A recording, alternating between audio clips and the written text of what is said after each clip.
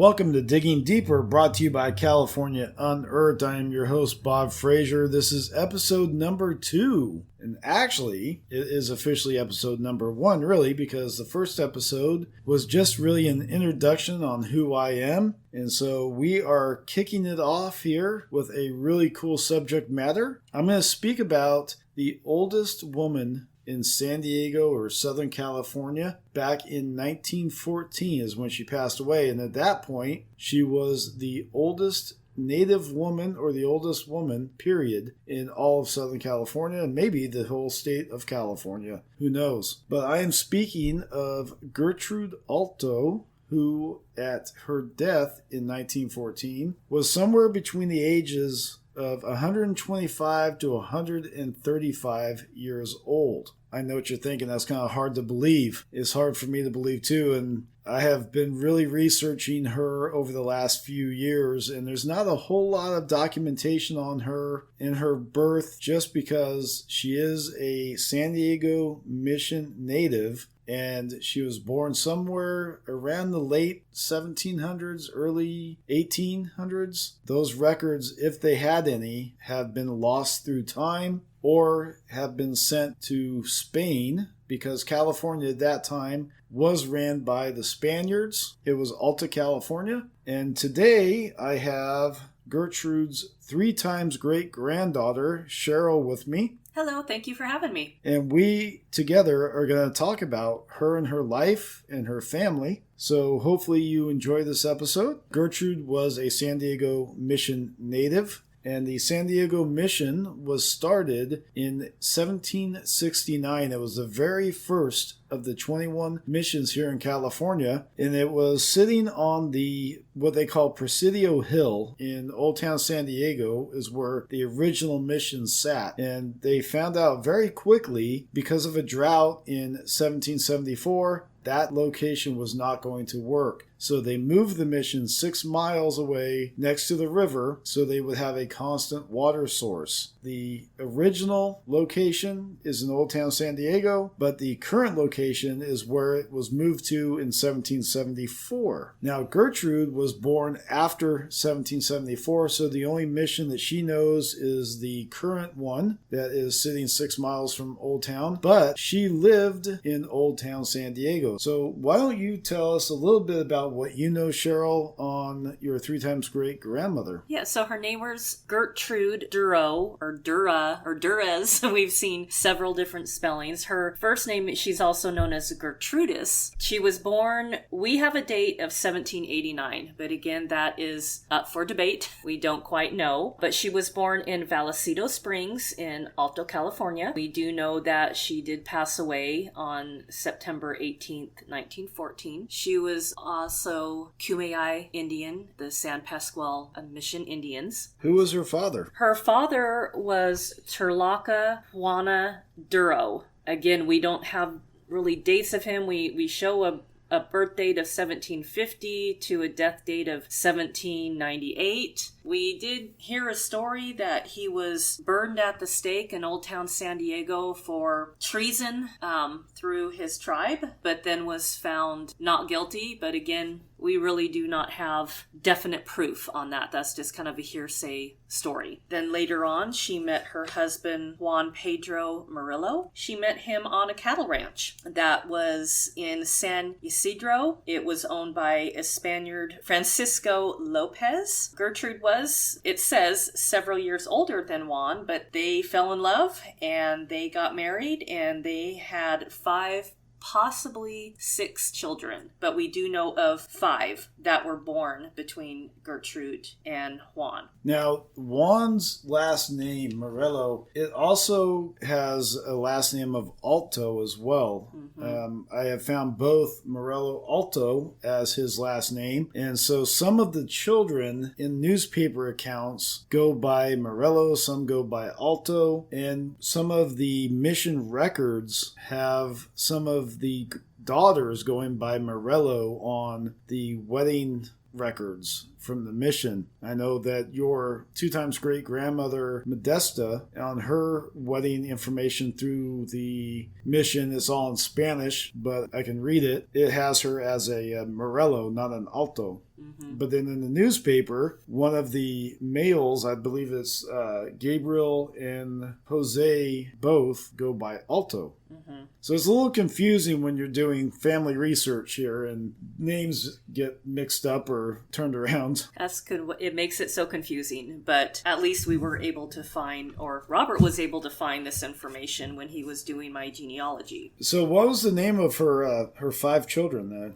So the 5 children that we have is Jose Dolores Alto. Then one of her daughters was Presentian Alto. Then my 2 times great-grandmother, Desta Maria Alto. We have Esperanza Alto, Gabriel Alto, and Maria Alto. What's interesting is that Gabriel lived to be about 90 years old, they say, in the newspaper accounts. And he was the last child to pass away. And he was there with his mother when he was 90 years old when he passed. I have other records showing that he was born somewhere around 1860s, which would have made him only in his 60s when he passed away. Yeah, we have down on my ancestry about 1850 is when he was born. Okay, 1850. And so that would have made him into his 60s. There are accounts of his wrongdoings in 1909 of him brandishing a firearm against a few people. And I kind of have a hard time believing that somebody in their 80s would be brandishing a firearm towards the police. But I guess you never know. He was also called One-Legged Gabe. And why he was called that, he was called by that by the youth of San Diego, or Old Town San Diego. It was because he got into a quarrel over a pretty Indian girl in San Pasqual. And him and another man started shooting at each other. He got a bullet in his leg, which became infected. They had to amputate, and hence the nickname One-Legged Gabe. But apparently he was known to be a very good horseman and rider, even with just the one leg. So he was well known in the Old Town San Diego as well. And then the one other son, Jose, he has a pretty interesting story as well. Yeah, so apparently there was a newspaper article in the San Diego Union, March 4th, 1890, titled A Murderous Mexican. Apparently he used a hatchet with serious effect upon a companion. Last Sunday night, 2 Mexicans named Antonio Duran and Jose Alto started from Escondido for their homes in San Pasqual. Both were somewhat intoxicated. And then about 3 miles from town, they quarreled as to which was the better driver. During the controversy, Duran, in a sudden rage, seized a hatchet from the bottom of the wagon and struck his companion several savage blows. The first nearly severed Alto's left arm, and the second inflicted a terrible wound in the back of his head. At this juncture, Duran was interrupted in his murderous work by the approach of 2 men, and hastily unhitching and unharnessing a horse, he rode away before the 2 men, before they reached the scene of the crime. Constable Warner of Escondido was soon notified, and going to the scene discovered that Duran had been taken home some furniture. The constable concluded to watch the wagon. Later in the night, Duran returned and was arrested before he had time to offer resistance. Alto was reported last night as being in a very critical condition. His arm was badly mutilated and hanging by a mere shred. Ooh. While his head and shoulder were badly cut. It was reported last night that Duran was being brought by officers in a wagon to San Diego. And what year do we have for his passing? We have the passing of 1908. Okay, so he survived that occurrence. So apparently Gertrude had 2 sons, one without a leg and one possibly without an arm. So let's talk more about Gertrude and her age and her life in Old Town San Diego. I want to go to the newspaper article that we have on her baptism, which kind of proves her age a little bit. And I want you to read that article for me, would you? Yeah, so it was printed November 24th, 1911, titled Old Indian Woman Tells of Baptism. Gertrude Alta, the 122-year-old Indian woman who has been holding daily receptions at Ramona's marriage place during the past week, will finish her engagement at the famous resort Sunday. Gertrude is about as good-natured an old woman as ever lived in the world, and all day long she laughs and talks with the visitors at the famous old adobe. Yesterday she remembered the day Father Pere started the San Luis Rey because he baptized her on that day, as San Luis Rey was founded in 1798, and Gertrude has been on the county book for 56 years. She may be every day of what is supposed to be her age. So that's a really cool article, and there's a few interesting things I want to point out from that article. So the mission San Luis Rey was started in 1798. Father Pere didn't start the mission, but he was the head priest for the mission. And he started out from San Diego to Mission San Luis Rey in 1798, the same year that it was founded. And so Gertrude obviously remembers being baptized by him in the San Diego mission. So that is a very good point to make, because that year of 1798 proves that she was over 100 years old when she passed in 1914. I wanted to mention Ramona's wedding place. That is in Old Town San Diego, and that's where she, like the article said, met with visitors and spoke with them. She absolutely loved doing that. Cheryl and I actually went down to Old Town San Diego for a visit so that she could walk the streets that her third time's great-grandmother walked. And we went and visited where Ramona's wedding place used to be. And it was really, really cool to see. And so if you guys want to see that, I actually did a video on Old Town San Diego. Go to California Unearthed on YouTube and you can find it. I will also put a link in the show notes for this podcast episode that'll take you right to the video. In the video, we do the normal Old Town San Diego touristy stuff. We hit El Campo Cemetery, the Whaley House, the Old Town San Diego Museum, and we also go up to the Calvary Cemetery where Gertrude and all of her children and her husband are all buried. But we'll talk about that here in a little bit. That's a whole nother subject that we will get into here in a few. So that is really a really cool article for talking about her age. Now we have a couple other articles that talk about her time at Ramona's as well. And one of them is actually talking about a Indian artist who wanted to paint her picture. Whether that got done or not, we don't know. We've never seen evidence of a painting of Gertrude. So I'm going to have Cheryl read that article for us. It says, Gertrude Alto, 122 years old, perhaps the oldest full-blooded Indian woman living today, has expressed a desire to mingle with society, to be with those who affect the latest styles and manners, to be near and see the light and life of this world before she passes away to the happy hunting ground. She has confided her wishes to Tommy Getz of Ramona's marriage place, and has asked him to be the gallant and show her around. It all came about when Tommy was showing the sights of Old Town to Mr. and Mrs. E. Keller of New York. Mr. Keller has attained considerable prominence as a painter of Indian life, and it was to get color for local settings that Mr. Getz and his party went to see Gertrude, who at once made her wishes known to Mr. Keller through an interpreter, offered to paint her picture if she would or could come to his studio, which he has temporarily established at Ramona's marriage place. She was overjoyed at the offer and accepted, and is now there. So she would go to, Ramona's marriage place, and she would, greet the guests and talk with the guests. Apparently she liked to laugh with the guests, which I find that very enlightening, that she was a very kind-hearted, jovial woman. But like Robert said, when we did go down to Old Town San Diego, it was very humbling to be able to walk around there knowing that my 3 times great-grandmother walked the same paths that I was walking. So with the prospect of a painter painting her picture, I have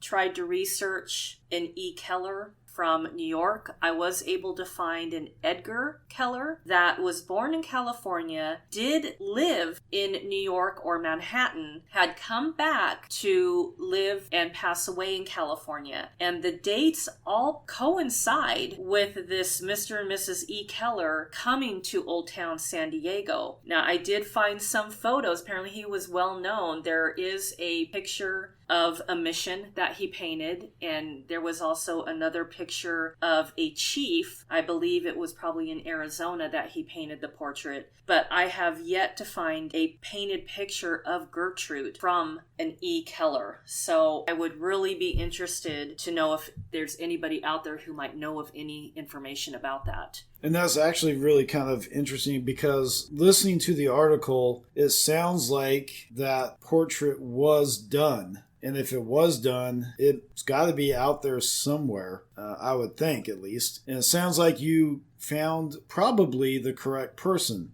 Because how many E. Kellers are going to be painting native life? Correct. Yeah. I mean, I searched. I think there were a couple of Edgar Kellers, but the one that I was able to find, again, he did have a picture of a mission, which that proves he was down there. But again, yeah, it's like, what if he did paint her picture? Where is it at? Was it just something that wasn't all that famous, and maybe it's just been passed down family members? I just don't know. I'm very interested to find more about that. Right. Or if it's in his collection, or if somebody did a book on him and maybe took pictures of some of these paintings that he did, it could be in the book somewhere as well. That's true. That is true. So that was really interesting. And to actually walk around where Ramona's wedding place was really kind of cool. It was an old adobe building. But across the street from that is the museum. And that was a whole nother experience for Cheryl and I. So as soon as we walked into the museum, sure enough, there's a photograph of Gertrude right on the wall. How'd that make you feel? Very proud. Very humbled about that, knowing that they had her picture and a little bit of history for others to see her, to read about her and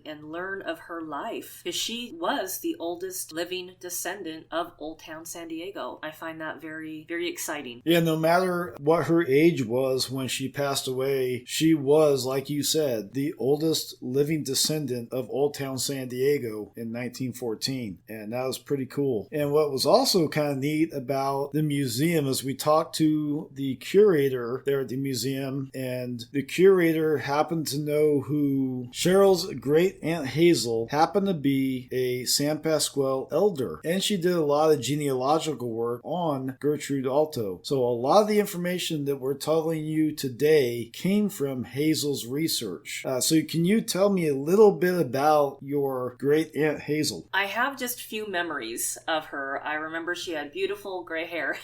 She always had it in a bun. But yeah, I don't have too many memories, but yes, I do remember seeing her, and she was my grandfather's sister. And once Robert started doing my genealogy, then yes, we started finding more things that Hazel had found out and researched and typed up. And then it was very interesting to find out that, yeah, she was on the tribal council, which kind of surprised me. I was not expecting that. So her name was Hazel Sothel Pittman? Yes, that is correct. So while we were at the museum, they actually pulled out a poster-sized frame that one of Cheryl's other relatives, and we don't know exactly the name of who did this, but it was kind of like a collage of photographs of Gertrude and her children. And some of these articles that we're reading to you today were on there, along with a timeline of the children's births and deaths, and the Sothel family was on there as well. Hazel's Sothel side, they were on there, and that's where Cheryl comes from, is the Sothels. And so what did you think when you saw that? Oh, it was actually really cool. I saw pictures I'd never seen before, so I was able to at least take pictures from my phone to keep them. And that's where I learned about One-Legged Gabe. I had no idea about that. But also, what's interesting is once Robert started doing my genealogy, I was able to find other family members, like second cousins, third cousins, and we have now been in contact. I actually found out from one of my second cousins that my second time's great-grandmother had another son I had no idea about, which was her great-grandfather. So that's pretty cool. I mean, doing all this research about Gertrude and being able to find other family members because of her. I thought that was very, very neat. And I was just looking at that board last night. I took some photographs of it as well. And I said that there's the Sethel line is on that board. And your grandmother Ida children are on that board. There's one person that's not on that board. That's a whole nother podcast.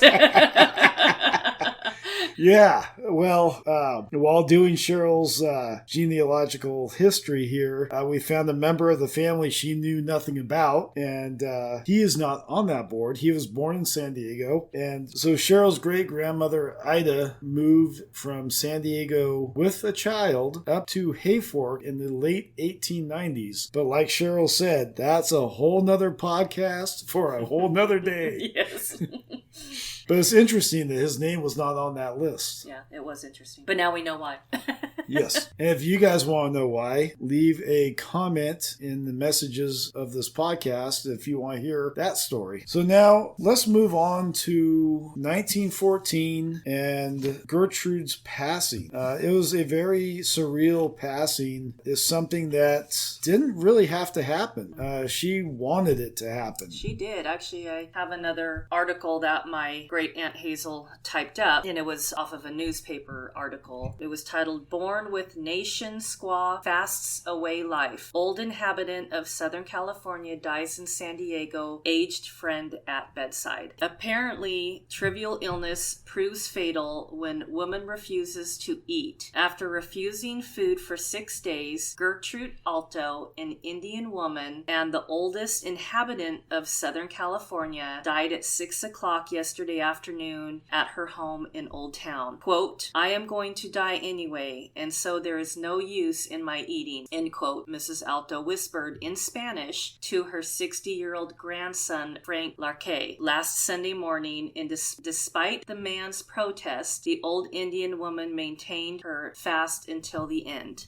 Until her decision not to eat, Mrs. Alto's condition was not regarded as at all serious. Her great age, she was between 130 and 135 years old, made her health away delicate but weakened by her self-imposed fast. She declined gradually until yesterday morning. Doctors gave up hope of her recovery, and a priest was called. With the priest came Mrs. Yzabel Brown, an 85-year-old Indian woman who had been Mrs. Alto's close friend for the last half-century. The 60-year-old grandson, the Catholic father, and the old Indian woman were at the bedside when she was gathered to her people. Yeah, it's really interesting. She just said, I'm done. Yeah, I'm done. I'm tired.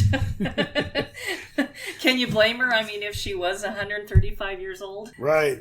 Yeah, no, exactly.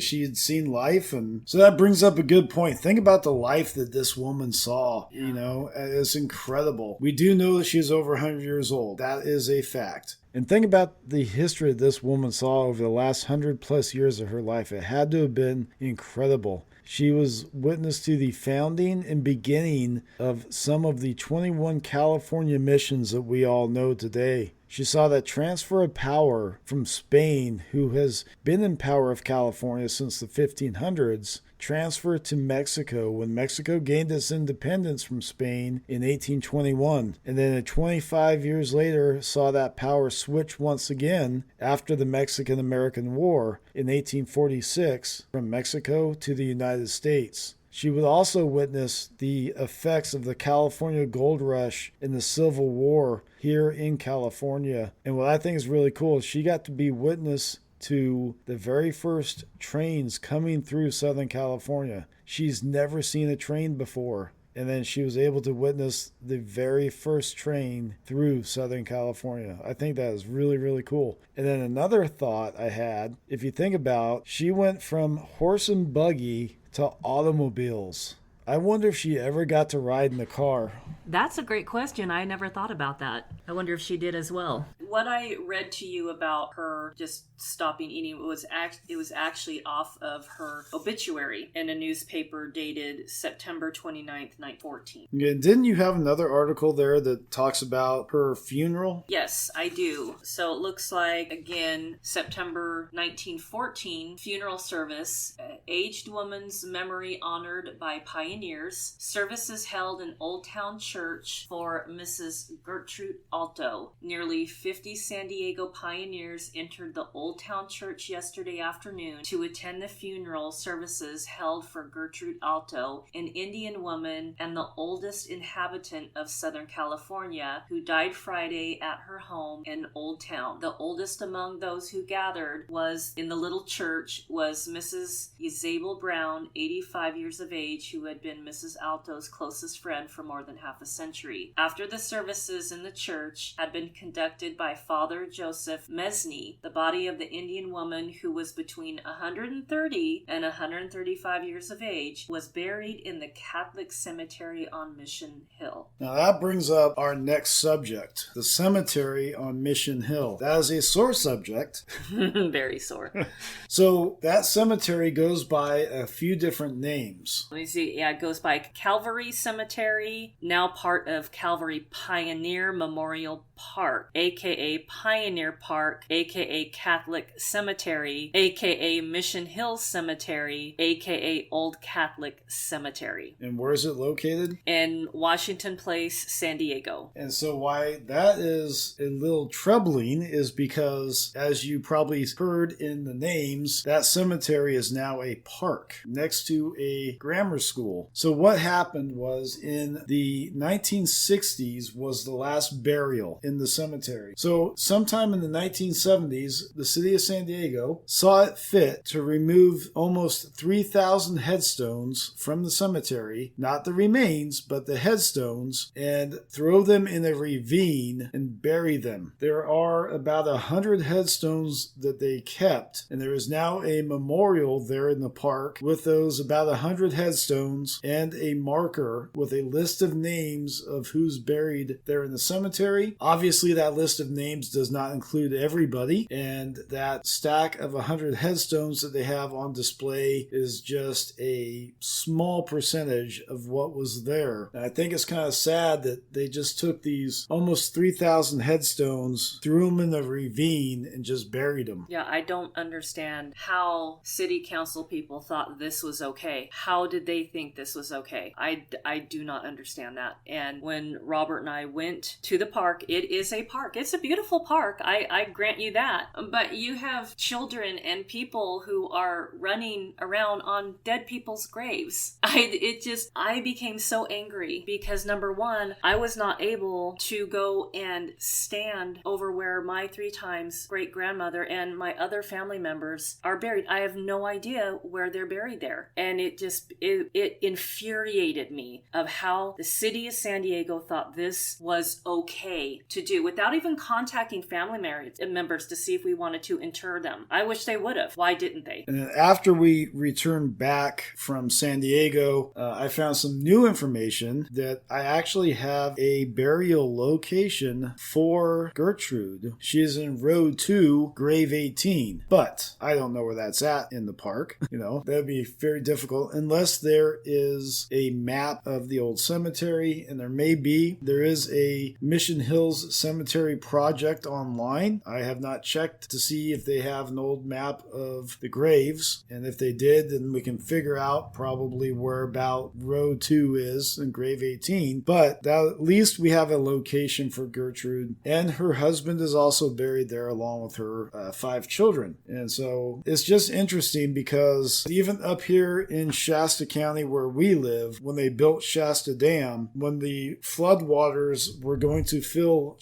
Shasta Lake, there was 26 cemeteries that were going to be flooded. And the federal government took those 26 cemeteries and dug up the remains and reinterred them into a cemetery that they built for the pure purpose of reinterring these 26 cemeteries. It was about 300 people that were reinterred into what is called the Central Valley Cemetery or Black Canyon Cemetery. And that cemetery is kind of interesting because on the left side is the Central Valley Cemetery. On the right side is the Native Cemetery. And if you don't really know, you couldn't tell the difference, but the Native side is ran by the Native people here in Shasta County, and the Central Valley side is ran by the county. And so I guess my point being is if the federal government can do it here in Shasta County, why couldn't San Diego have done that as well? I probably understand cost and things like that, but you never know. But what's interesting about the Central Valley Cemetery, the federal government reached out to family members asking if they wanted their family members to be interred. They took the time to do that. Correct. And that's what makes me very angry. And that's where I think the city of San Diego dropped the ball yes, on they did. that. I completely agree. I really would like to hear if somebody who's listening to this was on the council and they voted yes. Why? Why did you do? I really would like to hear why you did that. I'm thinking if this happened in the 1970s, probably most of the people that were on city council are now buried somewhere themselves. But I still want answers. Well, and what's interesting, like I said, Gertrude was over 100 years old, and I believe one of those reports that we were reading said that she has been on the county records for the last 56 years. And Cheryl asked me, how is that possible? Well, because you have to remember, California became a state in 1850, and so San Diego County wasn't developed or wasn't created as a county that kept records until 1850. And San Diego County was one of the original first 13 counties here in California. And so they started keeping records when they were created in 1850. And so that's why she is on record in San Diego for the last 56 years. Before that, it was the San Diego Mission that kept records on the native people along with the Spaniards in the area. And we do have marriage certificates, but those marriage certificates are under mission records, like I said before, and they are in Spanish, which is really interesting. And so that's kind of cool to see those in person and also to see them on Ancestry.com when you're looking at them on there as well. So before we end the second episode of Digging Deeper, any final thoughts, Cheryl, on your 3 times great-grandmother? No, I think about her life and all the changes that she saw and what an incredibly strong woman I think she would have been. Luckily, we do have other pictures of her when she's much older, but no, I think it makes me very humbled too and very proud to be a great-great-great-granddaughter of hers. So just as you were speaking, I had a thought of when we were in Old Town San Diego, the curator of the museum brought up a very good point, and that is that they have a family reunion once a year. And why don't you speak on that just for a second? So it's called Descendants of Old Town San Diego. So anybody who was related to a person who had lived in Old Town San Diego, as long as they can show proof of genealogy, they can join this group. And yes, every year they do get together. Unfortunately, I haven't been able to because COVID hit. And of course, they had to stop that for the few years. But I have been receiving emails. It does sound like they are starting to get that up and running again, which I'm hoping maybe next year or in a few years to be able to go down and attend that, because that'd be very interesting to talk to other people who had family members who lived there, and their family members may have known my family as well. So we shall see. We shall see. That very, very cool. I love that idea. It's such a great idea. So that will do it for episode number 2 of Digging Deeper, brought to you by California Unearthed. Like I said earlier, I will put a link in the show notes for the Old Town San Diego video on California Unearthed YouTube channel. So go check that out. So make sure that you to leave a comment or leave a remark about the show, how you like it. Hopefully you guys enjoyed this episode, and don't forget to follow me here on Spotify. I have also put this podcast on Apple, Amazon Music, iHeartRadio, and Google. So you can also listen to the podcast on those platforms as well. We'll see you guys on the next episode.